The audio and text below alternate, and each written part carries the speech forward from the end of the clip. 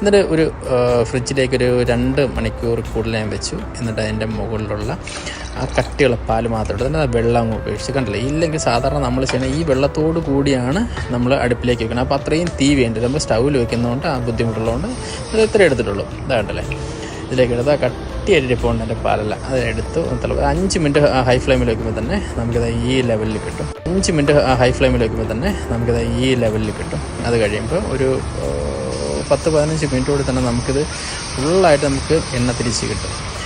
ഈ ലെവലായി.